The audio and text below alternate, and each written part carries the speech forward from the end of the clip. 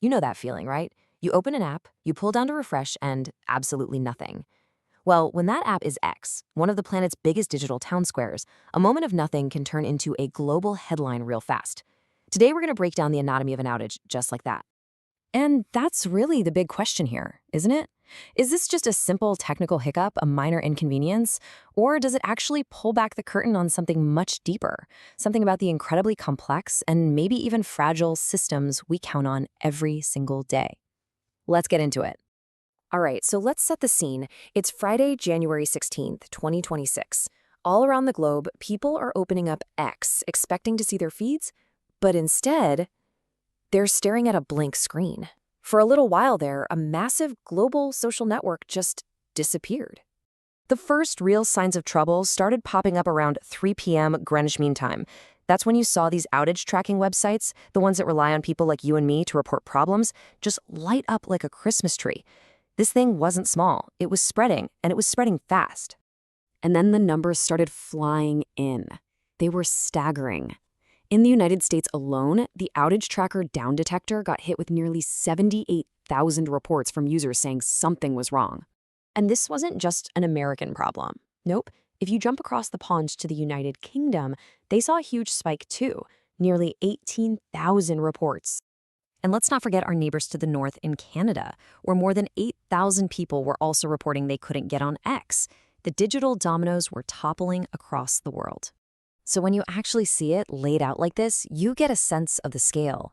Just between these three countries, you're looking at over 100,000 people, all at the same time, basically shouting into the void, "Hey, is this thing on?" This was not a tiny blip. This was a massive system failure. So the platform's on fire, metaphorically speaking. The world is watching. How does the company respond? Well, this is where the story gets kind of weird. It really shows you the chaos going on behind the digital curtain. In those first few critical hours, there was just silence. Nothing. No official word from the company. Not a peep from its owner, Elon Musk. This created a total information vacuum, leaving millions of people just guessing what in the world was going on. And then, finally, we get our first clue. If you can even call it that. An ex-engineer named Christopher Stanley posts a single, super cryptic word, testing. Was it a test gone horribly wrong? A hint about what was happening? Nobody really knew. And then, about an hour after that testing post, the same exact engineer posts that famous GIF. You know the one, Elmo just totally panicking with flames everywhere. It was this bizarre, almost funny signal that, yeah, this was definitely not a test anymore. This was a full-on 5-alarm dumpster fire. And, this kind of chaotic communication style is almost on brand for the company.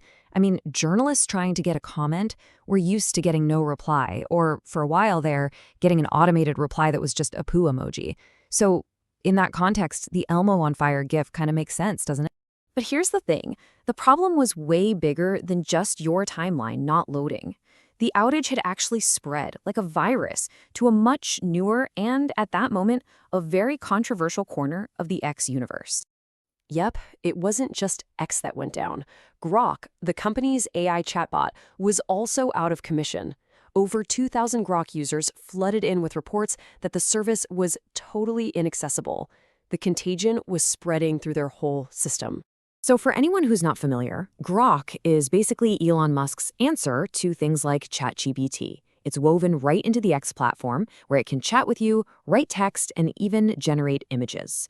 And that's a really key detail, because the timing for Grok to fail, oh man, it could not have been worse. So why did the Grok outage matter so much? Because this didn't just happen out of the blue. It was the explosive finale to a week where the AI and the company were already taking a serious beating over one crisis after another. I mean, just look at this timeline. It's brutal. The week kicks off with reports that Grok is being used to make sexualized deepfakes. Then a UK regulator announces an official investigation into X. Then a high-profile lawsuit gets filed over those very same deepfakes.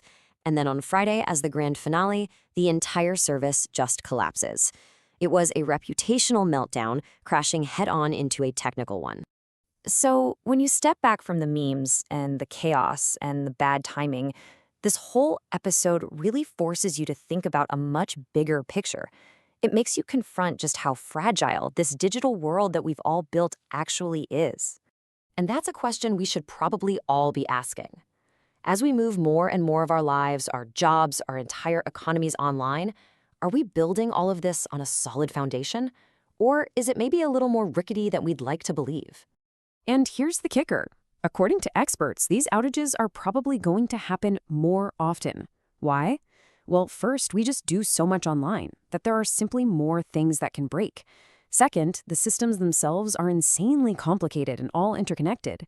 And third, and this is the big one, all of this brand new cutting-edge software is often running on physical infrastructure that's actually surprisingly old.